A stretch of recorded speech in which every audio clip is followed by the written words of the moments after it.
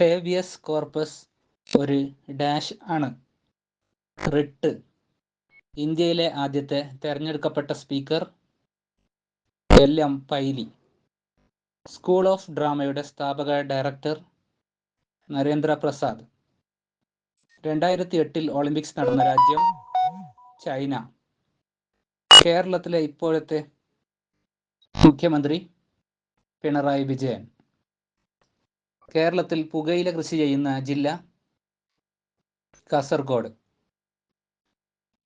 ചിന്മയ മിഷന്റെ സ്ഥാപകൻ സ്വാമി ചിന്മയാനന്ദൻ. സ്വാമി ചിന്മയാനന്ദന്റെ യഥാർത്ഥ പേര് എന്ത്? ബാലകൃഷ്ണൻ മേനോൻ. നിള എന്ന പേരിൽ അറിയപ്പെടുന്ന പുഴ ഭാരതപ്പുഴ. എവറസ്റ്റ് കൊടുമുടി ഏത് രാജ്യത്താണ് സ്ഥിതി ചെയ്യുന്നത്? നേപ്പാൾ.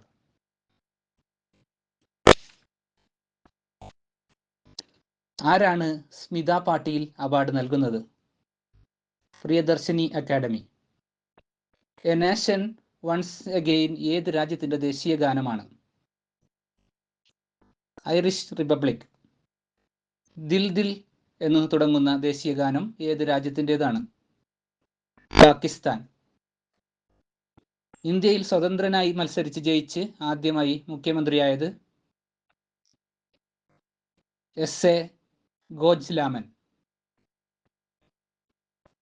മിസ് വേൾഡ് 2011 കിരീടം ചൂടിയ സുന്ദരി